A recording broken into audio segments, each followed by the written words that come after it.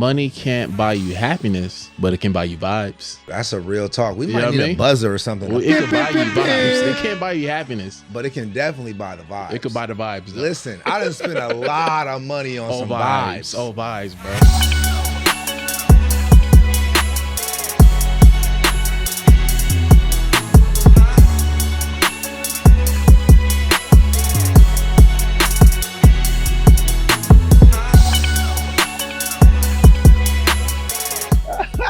What up? I'm gonna put the glasses on. What up, good people? Welcome to Mostly Kidding, the podcast. I'm your boy Chinedu Unaka. I'm James Davis. That's right, James Davis, and we are back, man. So you said that like that's a normal like James Davis. Do you do that with everybody? Just anybody has a name and you just remix it and make it more Well, that's the name. Remember you brought up last episode. James Davis? Yeah, remember you had that that hat on. Yeah, you're right. Yeah, I forgot about that. That's a good co-host. It stuck with I've me. been living life, man. Yeah. I don't remember no last episode. Yeah, because he don't review them. He posted cutting clips. No, I haven't got to that one yet. James Davis. But I remember now. Clip that. Yeah, facts. So last episode too, we were talking about what are some wise sayings. Well, a social media tweet that made us laugh, and we wanted to like follow back on it. And this young lady, she tweeted, "What's a common wise saying that's actually total BS?" And we kind of went into detail about if you love your work, you won't work a day in your life, and some other ones we could touch on. Or you just want to pick my probably second favorite. Pick your second favorite. My second favorite? Okay. My second favorite is probably money can't buy you happiness. Phrases that may not hit the way they used to. Yeah. You know, money can't buy you happiness. Mm-hmm. Because, I mean, we could go historically. You needed money to, slaves needed money to buy their freedom sometimes. That was an option for some people. To get bailed out of jail, get a couple noodle on your books. I think with that phrase, there needs to be some specificity. There's some context underneath it. That's not long-term happiness for sure. Or shirt.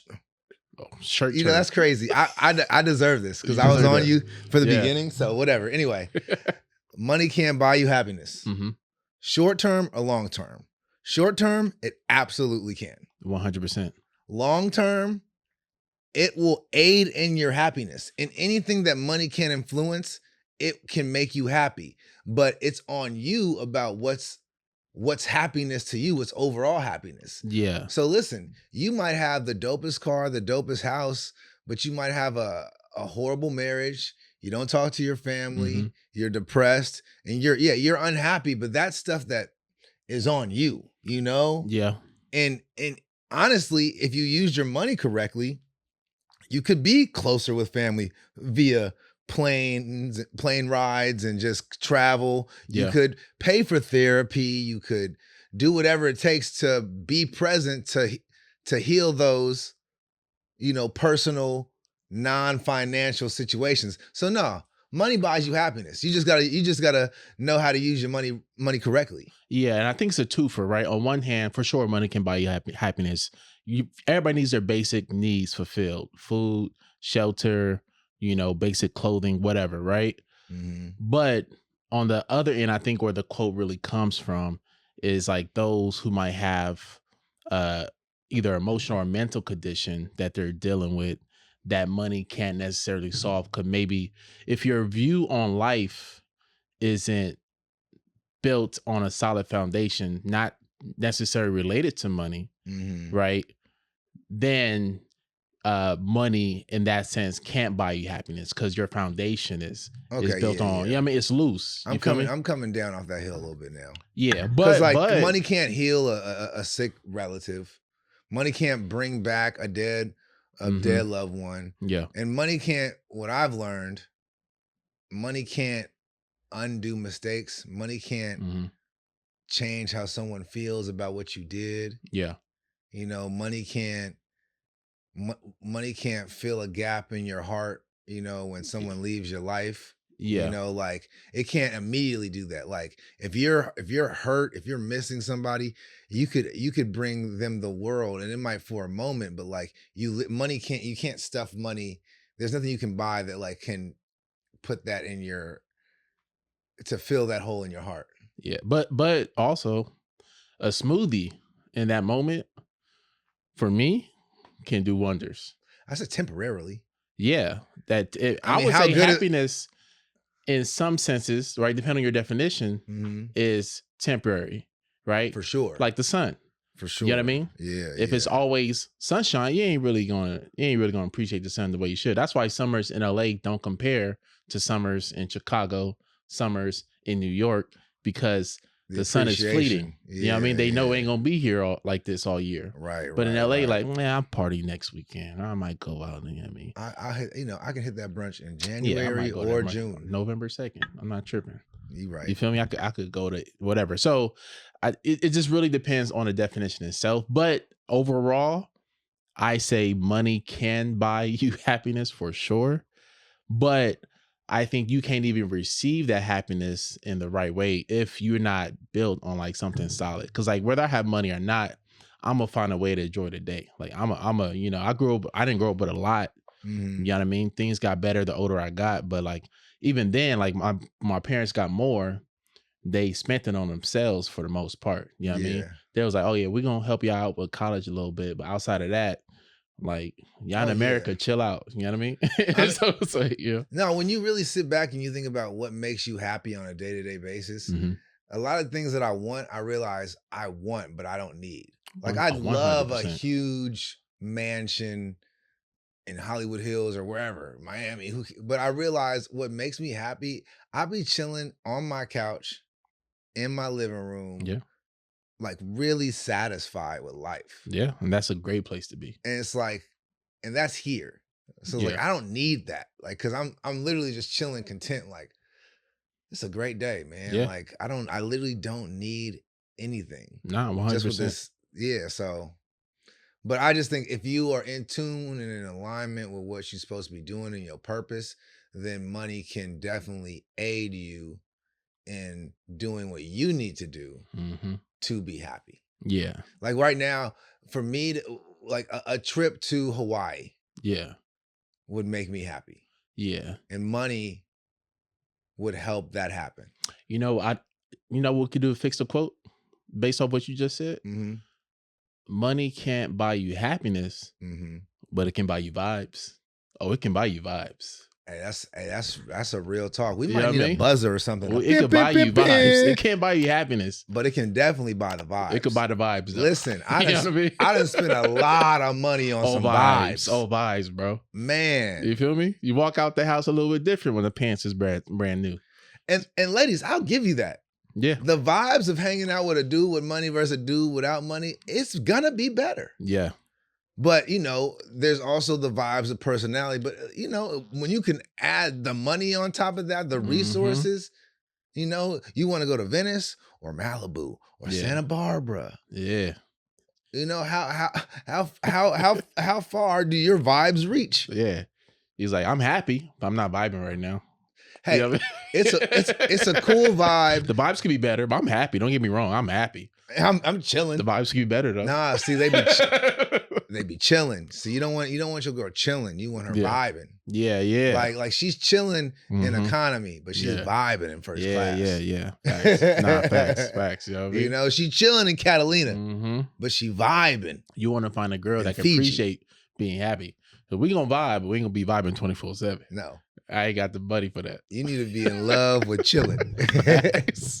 You know what I mean? I think the quote got cut off. Whoever said this, they probably was misquoted and didn't get to, you know what I mean? I think whoever came up with this quote just got broken up with and just got, and like his girl left him for a rich man. And he was like, you know what? Before you walk out that door, you remember one thing. Money can't buy you happiness. And she turned around, she said, but it could buy you vibes. And then she got in the helicopter and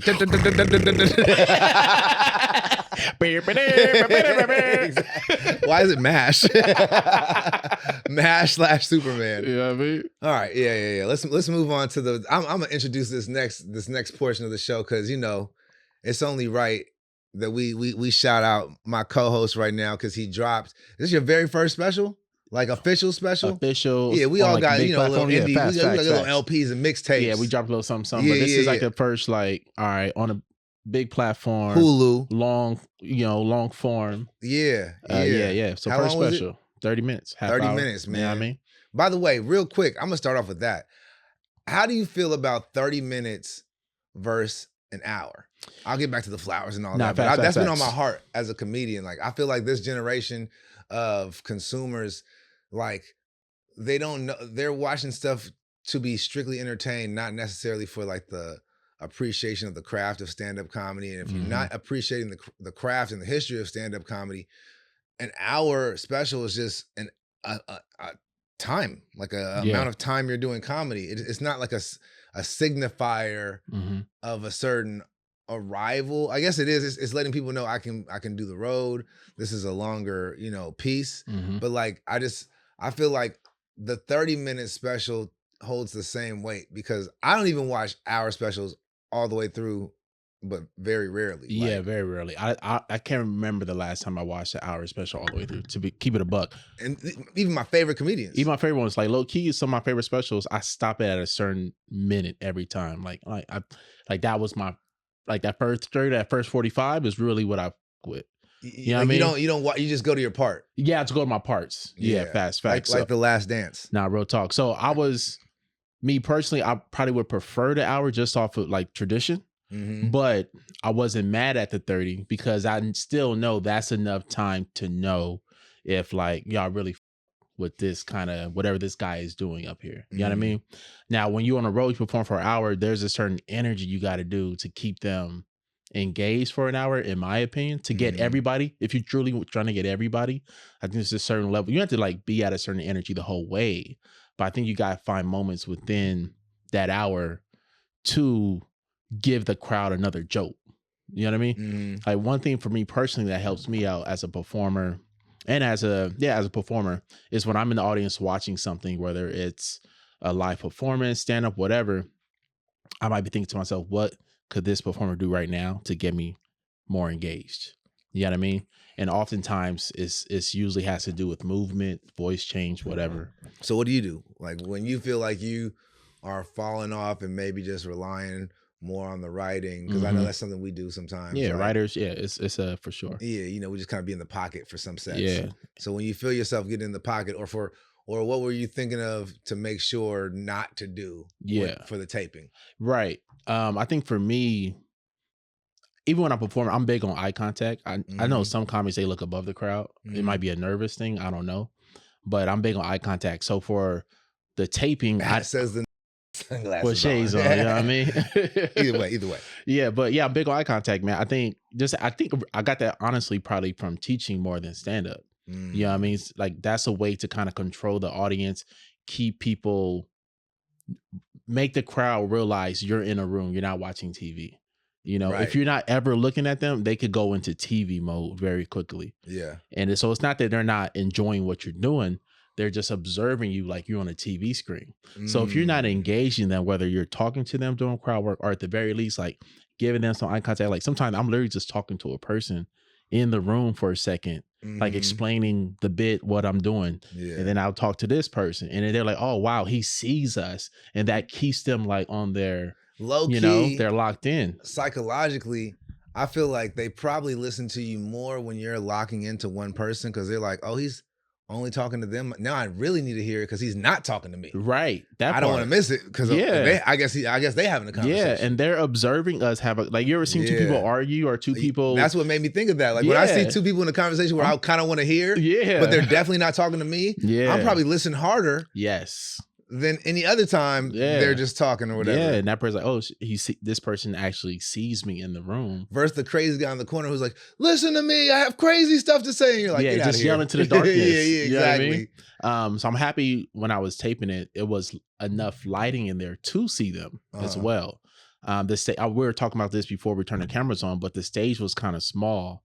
So I couldn't have the energy I wanted to in some instances. Like, I didn't want to, and I don't want to force it to make it look unnatural. And it's not like you are like a super, super animated comedian, but when you feel, you can just, the stage, you can feel it shrink. Yeah, for sure. Like you just, because the thing is, you never know where it could go. But when the stage is smaller, you're like, oh, well, I do know that it stops right there. And whatever I want to do has to stop right there. Yeah, there's people behind me. There's people like kind of behind me. And I don't want to turn my back to the cameras. So it's all these things you have to think about while still trying to be present in the moment and just give these people, I'm not even worried about the people at home. I'm trying to give these people in the room the best performance I can right now.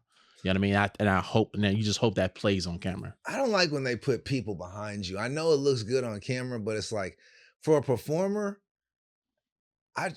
for that same reason, I be wanting to turn around and it's like, oh, but the camera. I'm like, well, then why you got?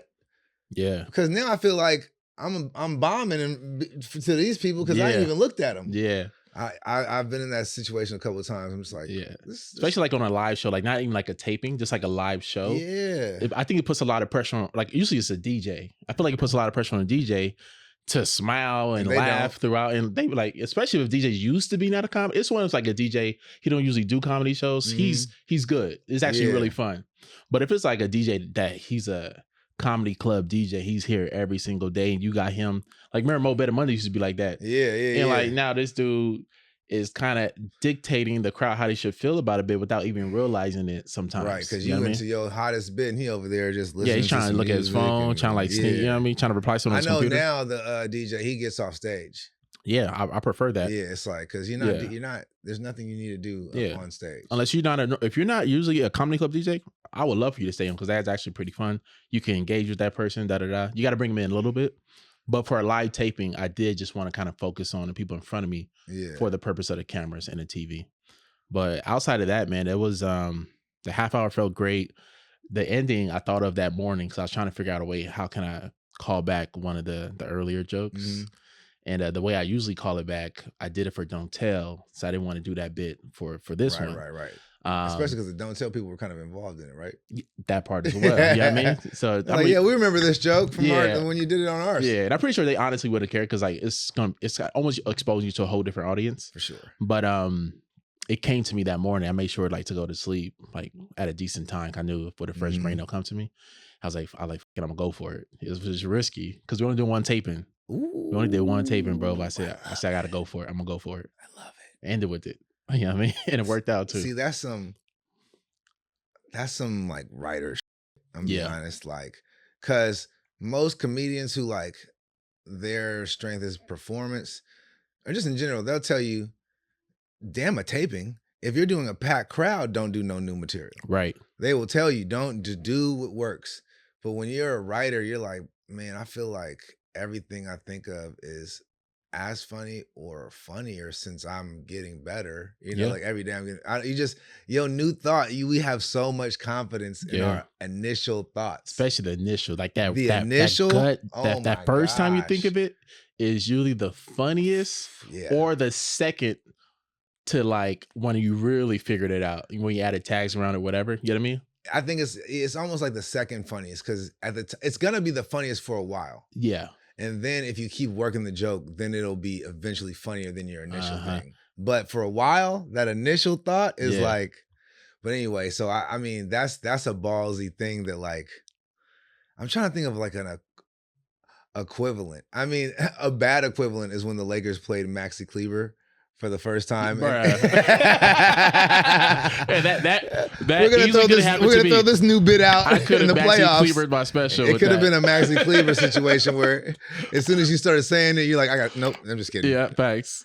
But no, that'd be a prideful moment because you're like, a special is, it's game 7. It's a finals. It's like a finals because like you will have other hopefully like return to the finals, but like that's like everything you've worked up to as a stand-up is for a special. So then for that importance, and then to still be like, and I'm gonna put a little new something in there. Yeah, man. And I think sometimes too, when you have a couple new things, sometimes it's a new order, sometimes a new tag, whatever. It almost helps the rest of the jokes because you have this thing, this little thing you're excited about when you get to it. It's you know what I mean? Excitement. It's an excitement. Like I want to see if this works, and you almost get excited when you hear it's coming. Right. or when you know it's coming. So now you like ramping up the other stuff because you gotta be killing before you introduce the new thing. Yeah. You gotta be killing. Facts. You can't. That was my problem. Sometimes I'll walk out there and just like do a new thing like immediately and be like, well, all right, I just found out that's not funny. But like, if it comes after something else. Anyway, personal questions I have for your special. What was the fashion preparation like? See, that's a great question, man. Because you know your boy, yeah, you really into it. Yeah, so tell me. That's I care about that more than the material. Yeah, because your outfit choice was dead on in Oakland. Loved it. Oh, thank you. Very James David, very Jamise. You know what I mean? Brought the Jamise out, and that was dope. So with this one for me, that's a great question, bro. I feel like I didn't have enough time as I wanted to. Just say your girl picked it out. No. I did. Okay. But I didn't have enough time as I wanted to. I only had one like day really to like go try to figure it out. So I went to different spots. I wasn't really feeling nothing. Went to you know what's funny? Vegas? I had a whole different outfit planned, bro. Okay. I couldn't wear it. I had a Jordan shirt. You know the Jordan. You trying to bring a logo, bro? No. It was no Nike or nothing, but it was Jordan's face. The part of it was a little distorted, but it's brand new tee. But it was distorted because the way it's like it's not Jordan, it's distorted Jordan. But it was Jordan with his eyes closed shooting a free throw. Ooh. So it was like a statement tee. Yeah, it was like I know this is gonna go well. You know what I mean? Yeah. So I'll do this eyes closed. Yeah. A whole set. So it was. I wanted to wear that shirt with the jean. I had like a denim shirt, like kind of denim jacket, a little bit. Short sleeve. Okay. I think the same pants and shoes. And I was set on this, and then it was like, yeah, you can't wear that. And luckily I had a couple like backups, but I wasn't excited about the backups because the shirt, it was distorted. Yeah. So that broke my heart. Yeah, because I really wanted to wear that tee. Like that was the tee for me. I like this is perfect. I would have been devastated. I feel I'm devastated, bro. Because as you've been visualizing, you had that outfit on. Yeah. And so I went with like a more classic. Just less about the outfit, more about the jokes type look. You know what I mean? You know, some comics, they just be very bland. I went with like a bland look with a little shoes, nothing crazy. I like the light jacket though. Yeah, the white jacket did work well. Like that with all the colors around. That popped. It did pop for me for sure. It's funny, like even me, as much as into fashion as I am, when you get closer to that special and you're really just trying to lock down your material or just lock down your performance, that outfit, that just is on the bottom of a list of other stuff that you got to worry about. So, like, I mean, yeah, I had a stylist, and then I only liked half of what he brought, and so then I had a leather jacket that I already had, and I was like, I'll put that on top of this. No, it worked. It worked. But like, yeah, when I did the talk, I just went to the Grove, just had a homegirl help me out a little bit. Went to H&M. Yeah, but it's like.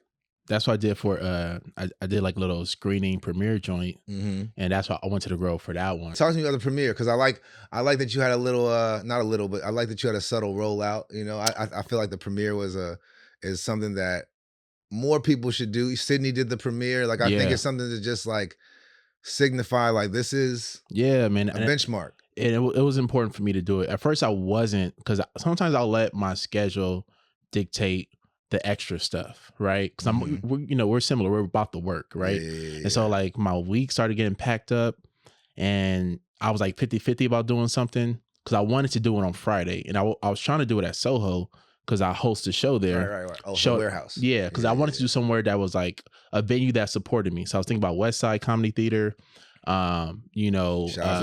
Shout out to them. Maybe Soho. The other clubs wouldn't really work because like I needed like an after space, and West Side they're not tripping if your people like they'll pick up the chairs and let people just kind of roam and have a little party. Because I didn't want to just show it. I wanted a space where people can hang. You feel me? Yeah. And meet people, whatever. I'm all about like people networking, whatever. So Soho been perfect, but they were booked that night. So it wouldn't have worked. And so I was like, man, that doesn't work. So I was kind of like thinking about different spaces. I was considering Sip and Sounder, a coffee shop, because they have a dope screening that could come down. I was considering the Gathering Spot. Shout out to them. They were getting back to me very quickly, and it was very close to choosing them. And they was going to give me a great deal as well. But I ended up going with the Astor, which is similar to Soho. Okay. But because they had an actual screening room. Nice. So it looked beautiful in there. Is that the one that's like the Soho, but like for music people kind of? Nah, it's just its own thing. Vibe. Just a vibe. Very, very beautiful venue. A vibe that money can buy. Not facts. So they had like, and I had to hook up my homegirl. She's a member there, so they give me a discounted rate. But they have like this beautiful screening room. There's 50 people in there, and so that was kind of like better tthan all the other spots outside of Soho. Soho has screening rooms too, and then the rooftop they was gonna give it to me for free, and so I could just I didn't have to worry about how many people I invited because the rooftop could fit like 200. So y'all went to the rooftop afterwards? Yeah, we went to the rooftop afterwards, bro. And then I'm not a bad friend. I was out of town. No, it was out. And that's the other thing too. The special came out Friday, and a lot of my good friends was on the road performing. So a lot of people that would love to be there couldn't be there. But I think it was important to do on exact day it came out as well. I think that was really important. Yeah. So the rooftop was a vibe. My homeboy from high school, Porterhouse, follow his page, you guys.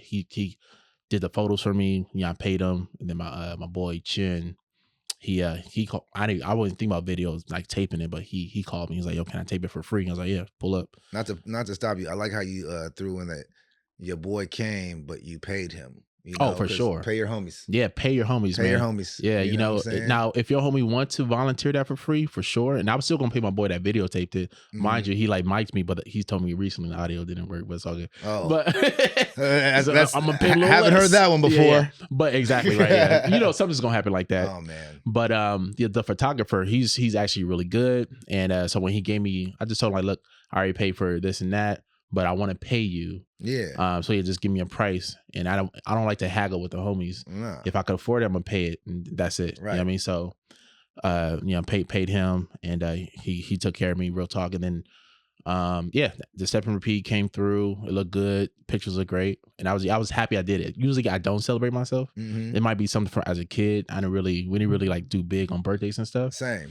We just it was a very working household. But I'm happy I did. When I do celebrate myself, I'm always happy I did. But in the moment, I kind of don't want to. You know what I mean? And I feel like just the game is so challenging and ever changing that part, bro. It's when you get something that's just a verified win, you just gotta just stop and be like, hold up, y'all. Yeah. Let's just take it in for a second, bro. because you never. It's just literally it's like making it to the finals. Like you assume this is the first of many, and then like Anthony Edwards quote. Remember, he's like, "I'll be back. I'm young." Yeah, like back. You don't know it's that, like, brother. Denver got better. Houston got better. OKC got better. Minnesota did not get better. You might not be back for now the next 5-6 years. Or maybe it's something where you just hop off on a TV movie run and you're too busy. Yeah. To drop a special, like not even on some negative, Facts. like just on some like I'm just things working took too off. much. Yeah. Like I ain't been in the clubs like that. Yeah, like, man. And you look up and you successful. Yeah, but you're like, damn, I ain't dropped a special since 2025. Yeah, that's crazy. Bro. You know, I tell young comics as like advice. I tell them all the time, bro. Like the best time is right now. Wherever you are is right now, because what you're chasing is just more work. It's just more work, man. So I was like, bro, whatever stage you're at, enjoy it right now, because everything you're chasing is literally just more work. You know, this golfer, Scotty Scheffler, he's the number one golfer in the world. He was talking about being number one and how like after he wins all these tournaments, the actual joy of the victory is like 2 minutes. Man, literally. And then he has to go, talk to people, press, whatever. And then after that, it's the next week and then another tournament. Yeah. And it's like, you just don't realize how fast it is. And like, that, like honestly, when you have a party like that, it low key extends the moment. Yes. Because if you didn't have that, it just would have been another night. Probably would just be maybe getting up. Yeah. You're just back to the routine. Yeah. So it actually slows it down enough for you to really sit in and be like, because now I even have to stop and just think about stuff I've done years ago and just stop and be like, I guess that is kind of cool. Because you're just so head down, especially we do something where I don't know the statistics, but I feel like there's probably 10 million comedians who just started today.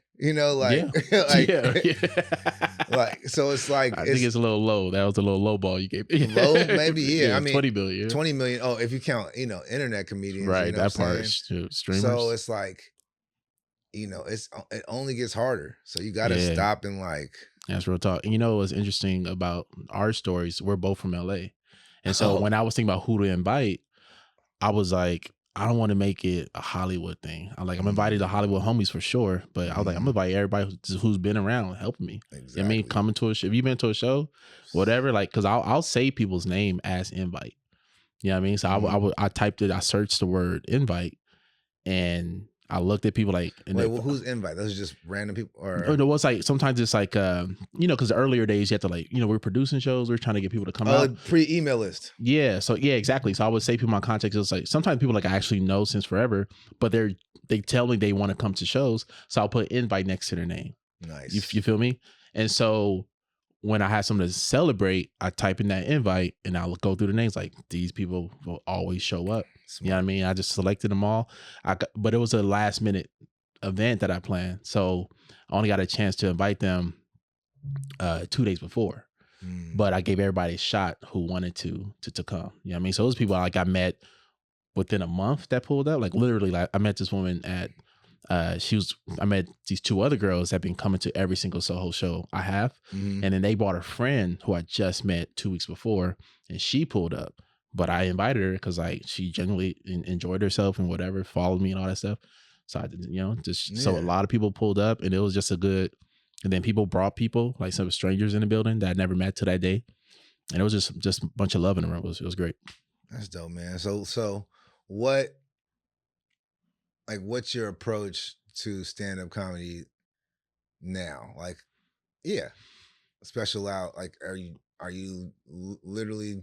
Because I kind of feel like once my hour came out, my thought was like, when's like I'm getting ready for the next hour. No matter how long it takes, it's just like getting ready for the next hour. Yeah. And then of recently, the way comedy is kind of changing and whatever, it's like maybe I don't need an hour. I can drop short sets, whatever. But like, yeah, what is your next move? Yeah, I think because I only did half hour, I have like so many jokes that I didn't put on there. Yeah. The process in like choosing which jokes, I was like, hey, cool. I want to do jokes that I know that are like will hit, but also I want to save some as well. So I was choosing a lot of stuff that you could kind of find on the internet here and there. And then I put some new stuff as well. I avoided anything that went viral, so I kept that away.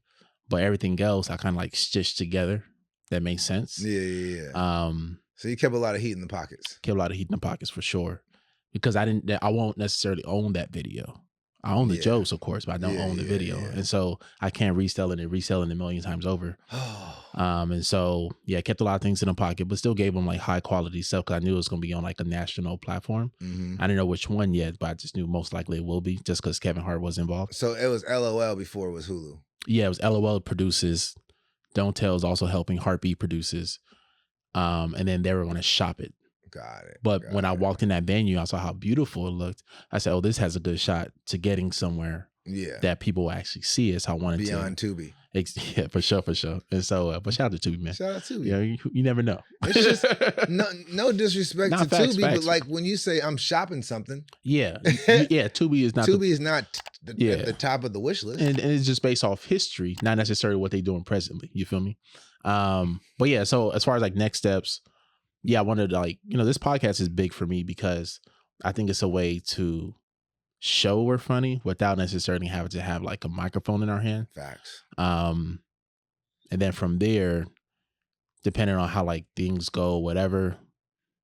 What was great, when I put out my album, put out an hour album before, right? And I think you could attest to this is like when you put out, because sometimes in LA, especially us, like we're writers, so we try new stuff in LA. Writer performers. You feel me? Writer performers. And so we don't necessarily, when I'm trying out new stuff, for me, I'm not putting all the energy behind it, especially I don't have the words yet. I'm like figuring out the tempo, delivery, all types. Too. I'm searching for the tags. And so sometimes people who see me in LA, but never see me like stretch or never see me like really try to like kill. Cause I'm not, when I go, I know I'm gonna have a good set. I'm not necessarily trying to kill every single time on that stage. I'm here for a different goal. Let me step in. I think you are trying to kill. I think you're not trying to. You're like regular season LeBron. He's trying to win the game. Yeah. But there's a different mode that is available to him that he's not. So I just no. That's true. You'll never go to a Chinedu set and it looks like he's not trying to kill. But if you're expecting taping energy of using the entire space of the stage or like addressing every potential killer crowd work moment, like nah, is tired. Right. The way nigga walk up. Yeah, you know what I mean? yeah. We're running these bits that are good. Yeah, there's no transitions. That's what I mean too. I'm not doing transitions. That's a telltale sign. I'm hopping around. You know what I mean? But so cats macaroni. You know what I mean? But a lot of people don't know the game like we do. Right. And so either you're inexperienced in stand-up or you're not a stand-up comedian. You might assume like, oh, this guy's good. Yeah, you know what I mean? Or he's whatever. Right. He's not as good. I'm not showing you how good I possibly am. You see what I'm saying? And so it was cool to have a long form content out there, whether it's an album, whether it's a special, whatever. So you feel like, especially as multi-hyphenates, we don't feel as much pressure to constantly be performing because we might have to like take care of some writing stuff, take care of some acting stuff. You see what I'm saying? I do, but I have a question. And maybe, I don't know. I do know. Like, you're an actor as well. Like, I literally held an audition where you came in. Right. But you're an actor, and like you do the stuff with Overheard LA, Man on the Street, like you do all that stuff. Like you're not just a writer. But when we go there, and I'm just gonna call it writer mode on stage as a performance, then we're only selling ourselves pretty much as writers. That's right. And so I'm asking you, I don't have the answer. Like, do you think we should like be more into taping mode on a more regular basis because people are seeing us and they are leaving with an impression? Now, they can go and watch the other stuff too. That's real. And here's the thing, I don't have the answer because all that energy, like shout out to DC Young Fly, Cam Patterson, like all the yelling comedians, like I love y'all, but it just seems tiring. Like it just, and you know, maybe I just need to have more, take a B12 shot or something before I perform. And maybe it's not even like a performing thing per se. It's more about like, I'm not coming up here with a material all the time. By the way, I wasn't calling the comedians I named yelling comedians. I was saying y'all in addition to yelling comedians. For sure. Yeah, y'all way better than just yelling ass comedians. 100%. And let's be clear, I love some yelling ass comedians. Those are my favorite comedians to watch. I like Esau because he'll talk low and then yell. Yeah. Like Tony Roberts, he might be my top 5 to watch. No, he's yelling the whole time. I love it. I just saw him at Chocolate Sunday. It's so good.